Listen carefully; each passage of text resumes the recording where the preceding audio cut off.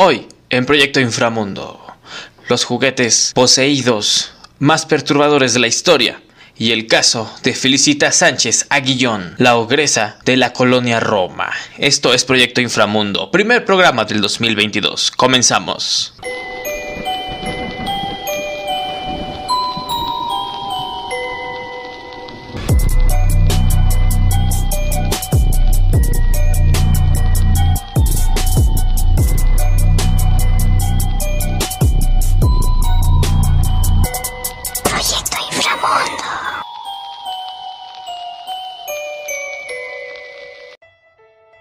¿Cómo están, amigos? Y bienvenidos de nuevo a esta primera edición del 2022 de Proyecto Inframundo. Hoy es 6 de enero del 2022. Hoy vamos a hablar de juguetes poseídos. ¿Y por qué no? Empezamos con unos cuantos casos de juguetes mexicanos que están poseídos por alguna entidad malévola. La primera es Yarini, o la muñeca de las ánimas, que se encuentra en Jalapa, Veracruz. Su dueña no le teme y ella misma asegura que la ha visto mover la cabeza, saludar y sonreír. Según cuentan las personas de Veracruz, esta muñeca es movida por una niña que la habita y que murió atropellada justo enfrente de la ventana donde su dueña suele colocarla. Yarini ha sufrido atentados desde pedradas hasta balazos, aunque también existe la contraparte de sus admiradores, quienes aseguran que hace milagros y hasta suele llevar ofrendas a su hogar en Jalapa. Esto es muy común aquí en México, para las personas que nos escuchan de otros lados del mundo, es muy impresionante, pero aquí en México tenemos esa capacidad de temer y querer algo, como en este caso, porque hasta la muñeca salió milagrosa. Ahora, que esa historia de que el espíritu murió atropellado me recuerda mucho a alguien. Yo creo que ustedes saben a quién. El segundo caso es Katy, de Sitno, Yucatán. Según cuentan, Jorge Moreno, esto fue para la revista Milenio, tras haber estudiado a la muñeca, el caso de Katy es el de un tipo de brujería conocida como afrobayombe. Por ello, esta muñeca conseguía moverse e incluso perseguir personas. Bueno, aquí ya estamos entrando en temas más perturbadores. Hablamos de posesión mediante ritos. Esta es otra parte de la cual no hablan mucho. Yo creo que aquí en México, al menos, tenemos mucho el respetar esa clase de cosas. Pascualita es sin dudas un caso por demás extraño. Este maniquí vive en una de las islas de las tiendas de vestido de novia más antiguas en la ciudad de Chihuahua. Es un objeto muy macabro y fascinante. Lo anterior, porque si uno analiza detenidamente las manos, estas tienen quizá las huellas dactilares más detalladas en este tipo de objetos. Verdaderamente parecen unas manos reales. La mirada además es bastante real. Cuenta la historia que la dueña de la tienda, quien en algún momento era la única en hacer vestidos de novia, vestía a su pequeña hija desde muy niña con sedas, telas y vestidos de la tienda. Se dice que el sueño de Pascualita, obsesionada con su hija como modelo de su tienda, sería verla en el aparador como la más hermosa novia. Las personas cuentan que el cuerpo de su hija fue embalsamado debajo del maniquí de Pascualita. En ocasiones, el maniquí parece cambiar de expresión e incluso sonreír. Numerosas personas afirman que la han visto sudar. Lo que es verdad es que existe un halo en torno a este maniquí muy extraño y realista. Aquí la historia está un poco más completa, un poco más fuerte, porque la idea de que debajo de ese maniquí de verdad exista el cuerpo en putrefacción de una persona es simplemente perturbador. No sé ustedes, pero de todas las historias que hemos escuchado hasta este momento, esta es de las más fuertes. La muñeca de Xochimilco. Existe un fenómeno muy curioso, tanto porque sucedió como porque nadie lo ha removido en Xochimilco. Entre el paso de las tradicionales trajineras, es posible ver colgando de los árboles cientos de muñecas, muchas viejas, algunas sin ropa y otras con el pelo cortado, que hacen de este un misterio curioso y macabro. Cuenta la historia que don Julián Santana se mudó a la isla de Xochimilco como un ermitaño, pero comenzó a ser perseguido por el espíritu de una niña que se había ahogado en el lago. Santana comenzó a recolectar las muñecas que encontraba en el canal y a colocarlas en los árboles como una especie de ofrenda a la niña. Sin embargo, se dice que luego de años, al sobrino de don Julián lo encontraron muerto justamente en el lugar donde se decía que la niña había perdido su vida. Y estas son unas de las cuantas muñecas poseídas en la historia de México. Pero no solo queda ahí, porque tenemos la historia, la leyenda de los pitufos. Así es. Para los que no recuerdan, más bien muchos de esta generación no vamos a recordar esto, pero por allá de los años 80, 90 fue una locura. Por allá de los años 80, una de las caricaturas favoritas de los niños eran los pitufos. Sin embargo, varios de los mitos que giraban alrededor de estos muñecos hicieron de esta una historia muy perturbadora. La leyenda dice que los muñecos de los pitufos cobraban vida por la noche y atacaban a sus dueños. Uno de los casos más sonados fue el de una pequeña niña que, estando en su casa, le dijo a su mamá que el muñeco la había abofeteado. Sin embargo, su mamá no le creyó. La niña regresó a su cuarto y poco tiempo más tarde su mamá la encontró muerta con el muñeco del pitufo ensangrentado a un lado. Otra de las historias más sonadas es la de un niño que aseguró a su mamá que un muñeco de papá pitufo le decía cosas malas. La señora tampoco le creyó. Un rato después de esto, la madre se encontraba planchando, escuchó un cristal que se rompía y al correr para ver qué ocurría se encontró con que su hijo estaba degollado. Esta versión fue contada a la policía, pero pocas personas lo creyeron.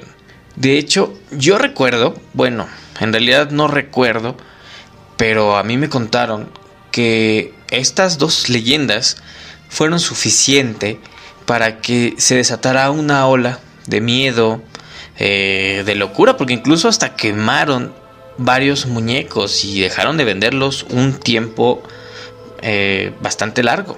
Aquí en México ya no encontrabas mercadotecnia de los pitufos. De hecho, en cierto punto estaba prohibido como tal, porque sí llegaron a los medios estas historias, sí fueron no virales, porque no existía ese término, pero la gente pasaba de boca en boca esta leyenda y nadie creía que podría ser.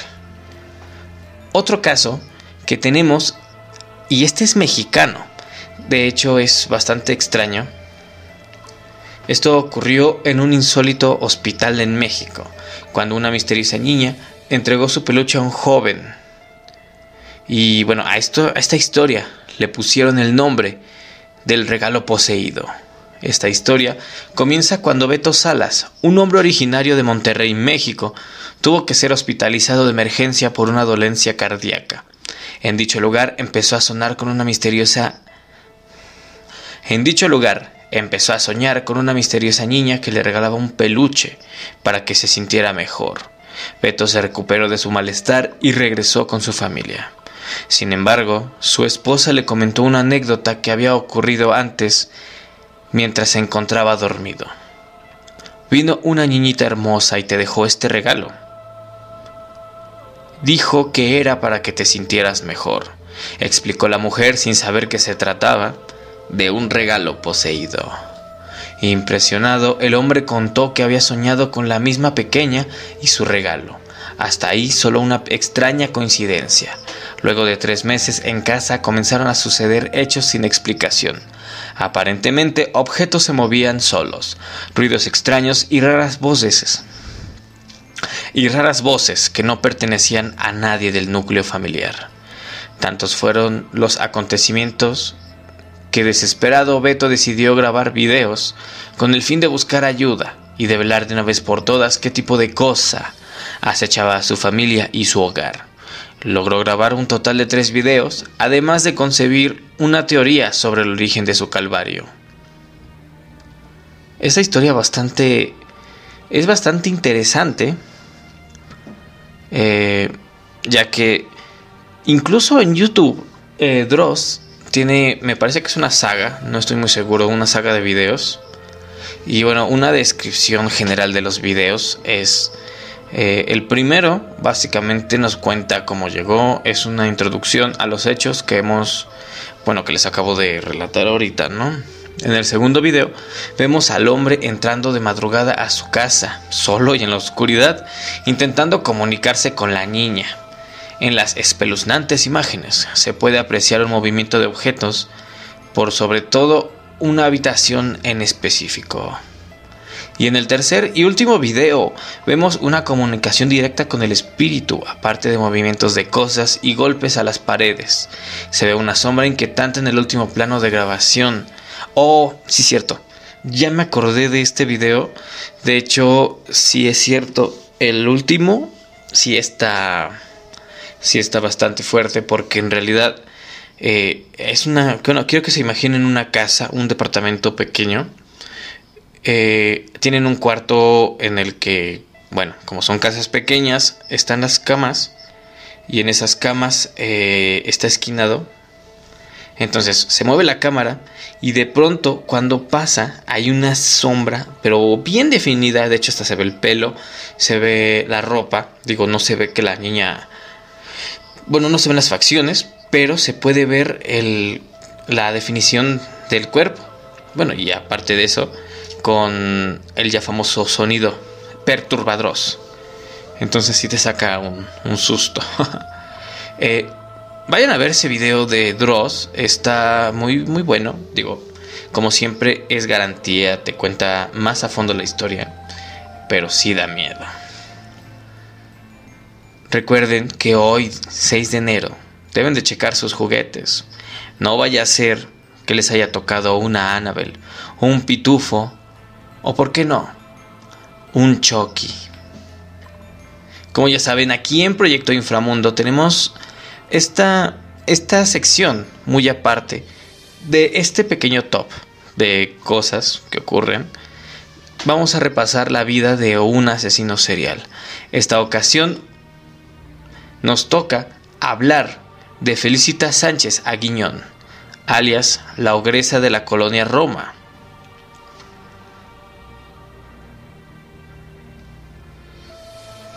Pero ¿quién es Felicita Sánchez Aguiñón o Neira? En la década de 1890 en Veracruz, México, en la colonia Roma, Felicita Sánchez Aguiñón fue una asesina serial mexicana, conocida popularmente como la ogresa de la colonia Roma. Otros apodos eran la trituradora de angelitos, la descuartizadora de la colonia Roma o la espantacigüeñas. Supongo que sabes por dónde va esta historia. Entonces, si no eres tan adepta a escuchar, o adepta o adepto, si no es tanto de tu agrado escuchar esta clase de situaciones que involucran niños, te recomiendo que dejes de escuchar este podcast y te pases a otro episodio. O incluso te puedes pasar a YouTube, búscame como Los Cuentos de Fab. Ahí tengo material más agradable, menos relacionado con el horror, con asesinos seriales. Entonces, ya habiendo dicho esto, es tu responsabilidad seguir escuchando esto. Responsable de un número indeterminado de infanticidios. Se cree que fueron más de 50. Esto durante la década de 1930 en un suburbio de la colonia Roma en la Ciudad de México, donde vivía en un edificio departamental. Fue una asesina organizada y sedentaria, que según su profesión se considera un ángel de la muerte, ya que ella tenía estudios, se graduó como enfermera y ejerció como partera. Ya saben, aquí no solo aquí en México, en muchas partes de Latinoamérica, tal vez Norteamérica, se aprovechaba mucho a esas personas, parteras, comadronas, que se dedican a traer niños al mundo, siempre, con una cuestionable limpieza, ¿no? A la par de su labor como partera, sostenía un negocio ilícito, practicando abortos y traficando con infantes. Pero estas actividades solo escondían la más aberrante y sanguinaria de sus aficiones, una carnicería humana que Sánchez desató en contra de los pobres infantes que terminaban en sus manos. Como les decía, Felicita Sánchez vivía en la colonia Roma, en la calle Salamanca. Por esa época era un edificio de departamentos. Le renta una habitación a una mujer que ocupaba un departamento en el tercer piso del edificio. Su nueva casera y compañera de departamento laboraba todo el día y solo iba al departamento para dormir, lo cual dejaba a Felicitas el tiempo y el espacio para darle riendas sueltas a sus horribles prácticas. Sánchez Neira estableció un negocio atendiendo partos. Felicita atendía partos, pero pronto comenzó a destacar el hecho de que mujeres adineradas acudían a consulta con la mujer. Evento por lo más extraño, ya que una mujer con alto poder adquisitivo jamás recurriría a una partera en un barrio marginal para atenderse su embarazo. Y eso es cierto porque, como les comentaba, las parteras, comadronas, todas ellas lo que tienen en común es que son muy económicos sus servicios y bueno, carentes de cualquier medida de limpieza, pero eso es cierto. No tenía mucho sentido que personas de dinero fueran a ver a una partera, siendo que tenían los medios para adquirir y pagarse un buen hospital. Los vecinos pronto empezaron a percatarse de otros eventos extraños. Las cañerías del edificio se tapaban con frecuencia. Para arreglar este contratiempo, Felicitas contaba con la complicidad de un plomero de nombre Roberto Sánchez Salazar, y además en ciertas ocasiones pudieron percatarse de que el departamento emitía un extraño humo negro de olor muy desagradable. Se los dejo a la imaginación. Sé lo que están pensando, es justamente eso. Pronto el negocio prosperó para Felicitas. Practicaba abortos clandestinos e incluso hacía visitas a domicilio. La mujer frecuentaba los más selectos barrios de la ciudad. Atendía a las mujeres sin importar la edad gestacional de su embarazo. Antes de comenzar con su faceta como asesina serial, Sánchez Neira se dedicó al tráfico de menores. Empezó a vender a los niños recién nacidos que sobrevivían y pronto empezó a traficar también con niños que compraba de madres que por una u otra razón se vendían, bajo la promesa de que los colocaría en una buena casa. Durante la década de 1910, todavía el periodo de México porfirista, Sánchez fue detenida por lo menos 2 ocasiones por tratar de vender a un bebé. La mujer salió libre tras pagar una simple multa. No pasó mucho tiempo antes de que Felicitas evolucionara al asesinato. Los niños que no lograba vender terminaban muertos, sin mencionar que muchos infantes murieron bajo su cuidado. Felicitas pronto recaudó dinero suficiente para hacerse de un negocio. Abrió una tienda que también fungía como clínica clandestina en la calle Guadalajara, número 69. Yo ya no iré a comprar ahí nada, a esa tienda no. Irónicamente, la tienda se llamaba La Quebrada. Posteriormente a su detención, de los cómplices de la ogresa relataron la terrible tortura a la que se les sometía a los bebés y niños. Solía parodiar los cuidados maternales de una manera sádica. Cuentan que bañaban a las criaturas con agua helada, no les daban de comer durante periodos considerables, los dormía en el piso y a veces los alimentaba con carne o leche echada a perder. Sus métodos de ejecución fueron increíblemente variados. Estos iban desde asfixia, envenenamiento, apuñalamiento y hasta inmolación. Generalmente los estrangulaba, en muchas ocasiones repetía sus diversiones de la infancia y los envenenaba. Ya muertos los descuartizaba. Cuentan que en ciertas ocasiones llegó a descuartizarlos vivos. Los restos generalmente los tiraba a las alcantarillas. A veces los desechaba en depósitos de basura y otras los incineraba en una caldera. De ahí el humo negro que salía del lugar. Este monstruo fue aprehendido el 8 de abril de 1941. La alcantarilla del edificio de la Salamanca, donde vivía esta asquerosa mujer, se tapó. Se encontraba congestionada desde la toma domiciliaria. En el primer piso del edificio se disponía una tienda de abarrotes. El dueño, llamado Francisco Páez, mandó a llamar a un plomero y a albañiles. Los albañiles levantaron el piso del negocio para poder acceder a una cloaca. Cuando llegaron a ella, la sorpresa y las náuseas fueron generales. En la alcantarilla había un enorme tapón de carne putrefacta y gasas, algodones ensangrentados que despidían un olor insoportable. Investigando en la repugnante masa que encontraron, algo despejó todas las dudas: un pequeño cráneo humano. Rápidamente la prensa y la policía se hicieron presentes. Las autoridades llamaron a la puerta de la principal y única sospechosa. Los atendió la casera, que no sabía nada, sin embargo los dejó pasar hasta la habitación de la mujer, a la cual ella nunca había entrado. Lo primero que salía a la vista en el cuarto era un altar con velas, agujas, ropa de bebé y un cráneo humano, y una gran cantidad de fotos de niños. Cuentan que esto sería un trofeo, esto a forma de trofeo, comportamiento típico en asesinos seriales. Ese mismo día se catea la miscelánea La Quebrada. Felicitas no se encontraba ahí, se había escapado. En esa época no existía la noción del asesino en serie, pero el infanticidio era y siempre ha sido un crimen altamente condenado. La investigación cayó en manos de un detective, del detective José Acosta Suárez. Cabe destacar que este hombre también atraparía a Gregorio Cárdenas, otro asesino en serie mexicano. Si quieren un especial hablando de Gregorio Cárdenas, me lo tienes que pedir en mi página de Facebook, Los Cuentos de Fab. Me lo tienes que pedir en mi página de Facebook, Yo Soy Fab. Ese mismo día, Felicitas es atrapada junto con su amante Roberto o Alberto Covarrubias, alias El Beto. Su otro alias era El Güero, ya que este hombre también había sido su cómplice. Felicitas había procreado a su tercera y última hija, nacida en 1939, mientras se trataba de escapar de la ciudad.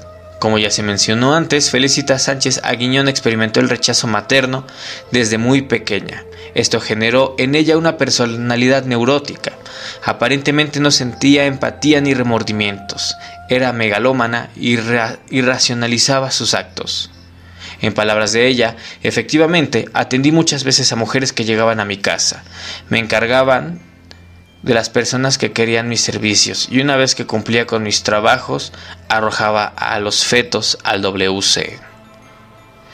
Pero su frágil estado mental iba más allá. Tenía ideas delirantes, en donde creía realmente que hacía un bien con sus atroces crímenes. Incluso les asignaba una cualidad mística.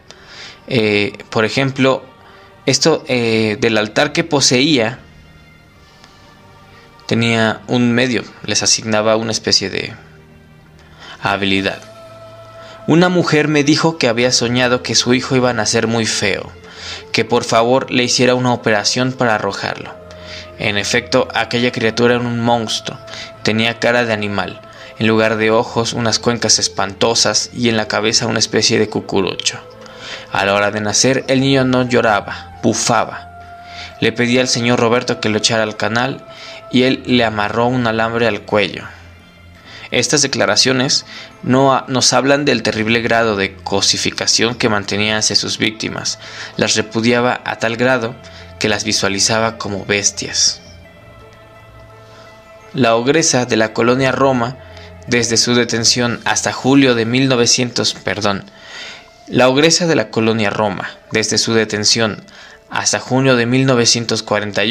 fue recluida en prisión y aislada a causa del peligro que representaba para ella estar en contacto con la población general del reclusorio.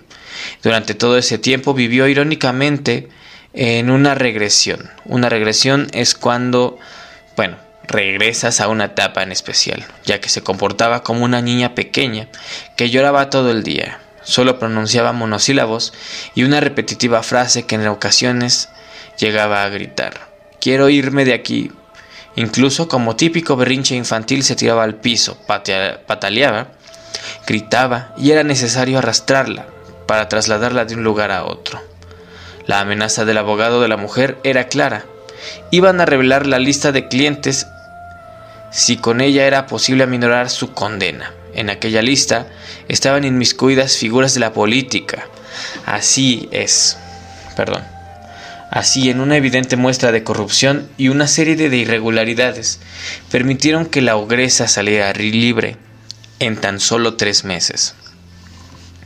Las más fuertes pruebas de la fiscalía que conectaban a Felicitas con los cargos eran los restos encontrados en la cañería de los edificios de Salamanca número 9, entre los que se encontraban un cráneo y un par de piernas que correspondían a un niño de por lo menos 1 año de edad. Inexplicablemente, estos restos desaparecieron. Sánchez Aguiñón fue procesada y el 26 de abril de 1941, solo por los cargos de aborto, inhumación ilegal de restos humanos y delitos contra la salud pública.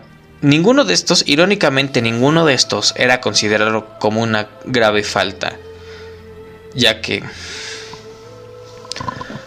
ninguno de estos crímenes era considerado como grave, por lo que la mujer podría alcanzar fianza. Pero la fiscalía todavía tenía los testimonios del plomero, que estaba completamente dispuesto a declarar. Desafortunadamente, el juez que llevaba el caso abdicó, lo cual facilitó la salida de Sánchez antes de que la fiscalía pudiera apelar el fallo.